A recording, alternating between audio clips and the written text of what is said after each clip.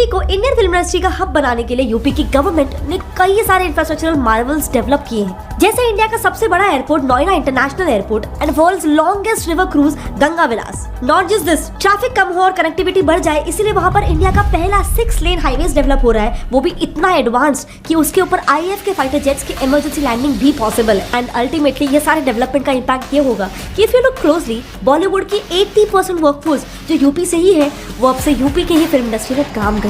UP की government ने films की शूटिंग के लिए भी कई सारे सब्सिडीज निकाल रखे हैं ऑलरेडी। रीजनल लैंग्वेजेस जैसे कि अवधी, ब्रज, भोजपुरी, बुंदेली, किसी भी लैंग्वेज में फिल्म शूट करने पर उसके प्रोड्यूसर को मूवी के टोटल कॉस्ट का 50% सब्सिडी में वापस मिल जाता है। वहीं अगर मूवी हिंदी में हो तो 25% सब्सिडी। इतना ही नहीं, अगर किसी भी फिल्म को आधा यूपी में शूट किया गया हो तो गवर्नमेंट उनको 1 करोड़ की सब्सिडी देती है। 2/3 शूट हुई तो उसे 2 करोड़ मिलते हैं। And you won't believe, but already काफी सारे बॉलीवुड मूवीज ने इनका फायदा उठा रखा है। गवर्नमेंट तो कास्टिंग पर भी सब्सिडीज दे रही है। जैसे समझे फिल्म में 5 से ज्यादा एक्टर्स यूपी से बिलोंग करते होंगे तो उस फिल्म प्रोड्यूसर को 25 लाख मिलते हैं, लेकिन अगर फिल्म का पूरा कास्ट यूपी का होगा तो 50 लाख की सब्सिडी मिलती है। ये आइडिया इतना स्मार्ट है क्योंकि इससे प्रोड्यूसर्स यूपी में ही यूपी के ही कास्ट को लेकर फिल्म बनाने के लिए एंकरेज होंगे। ये सारे सब्सिडीज तो चलो एक्टिव ही थे, लेकिन गवर्नमेंट यही नहीं रुकी, उन्होंने यूपी में ही फिल्म को शूट हो इसके लिए अब एक बड़ी सी फिल्म सिटी भी खोल दी है। एक्चुअली ये आइडिया इतना नया भी नहीं है, पुरानी गवर्नमेंट ने इसके लिए तो कॉन्ट्रैक्ट भी साइन कर लिए थे, मगर ये सारी बातें बस ऑन पेपर्स ही रह गई। लेकिन इस बार यूपी की गवर्नमेंट ने 2020 में एक खास मीटिंग रखी थी,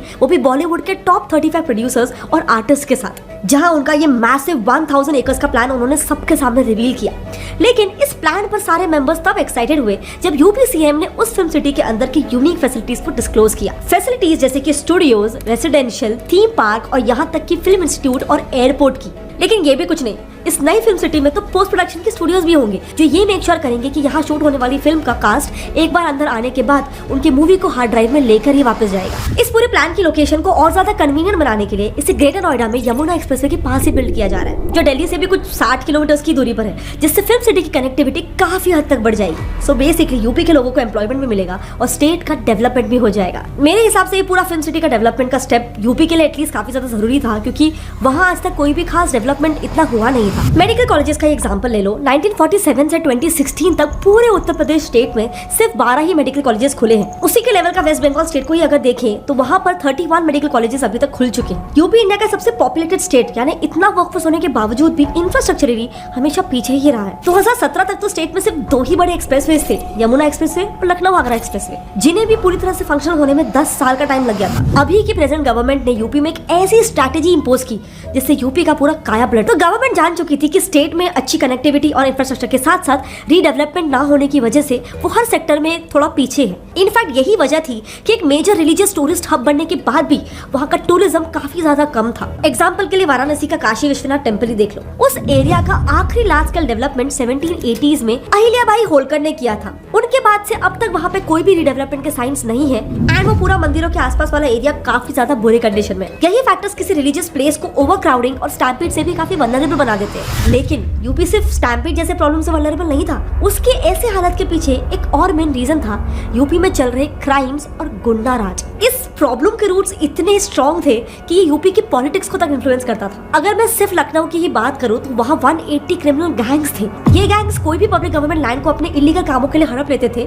और अगर किसी ने उनके अगेंस्ट आवाज उठाई तो वो तो उन ऑफिसर्स को पागल खाने में ही डाल देते थे। इस सबसे वहाँ की गवर्नेंस इतनी हद तक अनस्टेबल हो गई थी कि एक बार वहाँ की एक्स सीएम मायावती ने 1 महीने में 170 आईएएस और आईपीएस ऑफिसर्स को ट्रांसफर कर लिया था एक साथ, जिसने एक तरीके का रिकॉर्ड ही सेट कर लिया था। कुछ इसी इंस्टेबिलिटी की वजह से यूपी में सिर्फ मार्च 2012 से अगस्त 2013 के बीच 39 कम्युनल राइट्स के रिपोर्ट्स हुए थे। लेकिन कुछ सालों बाद सत्ता बदली, जिसके बाद यूपी की हिस्ट्री में एक टर्निंग पॉइंट आ गया। यूपी के ट्रांसफॉर्मेशन के लिए नए सीएम योगी जी ने सबसे पहले एक anti land mafia task force setup किया। इसका मेन मोटो था इलीगली ऑक्यूपाइड लैंड्स पर किए गए कंस्ट्रक्शन को डिस्ट्रॉय कर देना और इसके साथ उन सारे कंस्ट्रक्शन को भी तोड़ना जो रिलीजन के नाम पर पब्लिक प्लेसेस को एनक्रोच करके बनाया गया था। प्लस आगे से भी कोई लैंड माफिया ऐसी हरकतें ना करे, इसके लिए यूपी सीएम ने स्ट्रिक्ट एक्शन लेने का ऑर्डर दिया है। जैसे कानपुर में जब 3 लैंड ग्रैबर्स ने पुलिस की शूटिंग रेंज के लैंड को ही एनक्रोच कर लिया, तब वहाँ की पुलिस ने उन्हें डिस्ट्रिक्ट से 6 महीनों के लिए तड़ी पार कर दिया था, यानी देश निकाला टाइप का। ये टास्क फोर्स इतनी इफेक्टिव है कि 2021 तक ही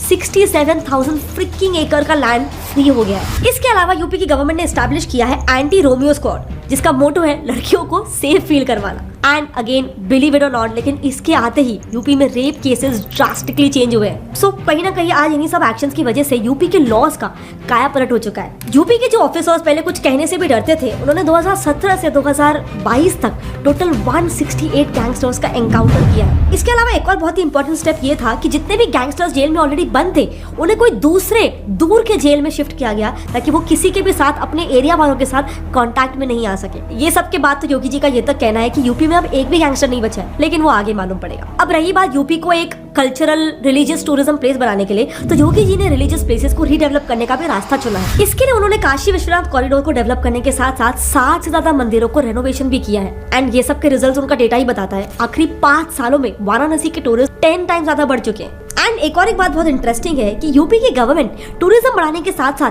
कल्चरली इंपॉर्टेंट मूर्तियों को भी वापस लाने में कामयाब रही है। जैसे 100 साल पुरानी मां अन्नपूर्णा आइडल और 2 अष्टधातु आइडल्स भी यूपी में वापस आ चुकी है। ऑल्सो ऑफ कोर्स टूरिज्म बढ़ाने के लिए सिर्फ मंदिरों की रीडेवलपमेंट ही काफी नहीं है, एक डेवलप्ड इंफ्रास्ट्रक्चर भी चाहिए। इसीलिए गवर्नमेंट करंटली हाईवेज बनाने में भी 6 गुना ज्यादा पैसे डाल रही है। जहाँ 2014 तक यूपी में कुछ सिर्फ 48 रोड प्रोजेक्ट्स थे, आज 468 टोटल रोड प्रोजेक्ट्स बन रहे हैं। इन्हीं प्रोजेक्ट्स में से एक है पूर्वांचल एक्सप्रेसवे, जो इतना वेल डिजाइंड है कि यहाँ IAF के फाइटर जेट्स तक लैंड हो सकते हैं। एयरपोर्ट्स भी जहाँ 2014 तक सिर्फ 2 ही एयरपोर्ट्स थे, आज यूपी में 18 एयरपोर्ट्स बनने वाले हैं। इसमें से भी 7 तो ऑलरेडी फंक्शनल है। इन्हीं एयरपोर्ट्स में से एक होने वाला है जवाहर इंटरनेशनल एयरपोर्ट, जो 2024 तक इंडिया का सबसे लार्जेस्ट एयरपोर्ट होगा। यही एयरपोर्ट उसी फिल्म सिटी के पास बन रहा है, जिससे अब वहाँ की कनेक्टिविटी और ज्यादा अच्छी हो सकती है। आज यूपी के इसी बढ़ते ग्रोथ और डेवलपमेंट की वजह से यूपी कई सारे डोमेस्टिक और इंटरनेशनल इन्वेस्टर्स की नजरों में है। जिस यूपी को एक टाइम पे पिछड़ा हुआ समझा जाता था, आज वहीं पे बहुत सारा FDI भी आ रहा है। इंडिया के सबसे रिचेस्ट पर्सन मुकेश अंबानी ने तो ये ओपन मीडिया में अनाउंस किया है कि वो अगले 4 सालों में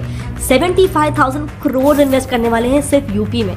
यूपी का ग्रोथ आगे भी ऐसे ही चलता रहे, इसीलिए सीएम योगी जी ने अपने स्टेट का इकोनॉमिक गोल $1 ट्रिलियन रखा है। इसी गोल को एग्जीक्यूट करने के लिए उन्होंने अलग अलग मिनिस्टर्स को दूसरे देशों में भेजकर यूपी को रिप्रेजेंट करने का भी काम सौंपा है। जैसे डेप्यूटी सीएम केशव प्रसाद, जो फ्रांस और नेदरलैंड्स का टूर करके आए हैं, और मिनिस्टर सुरेश खन्ना, जो USA और UK में यूपी के डेवलपमेंट को डिस्कस करके आए हैं। लेकिन नॉर्थ इंडिया की ग्रोथ को लेकर एक और बहुत ही मेजर रीजन है IAS ऑफिसर्स। आज के तारीख में यूपी और बिहार में सबसे ज्यादा IAS ऑफिसर्स है। लेकिन एक मिनट, क्या यही वो स्टेट्स नहीं है जहाँ से अक्सर ऐसे सारे चीटिंग के बहुत सारे वीडियोस वायरल होते रहते हैं?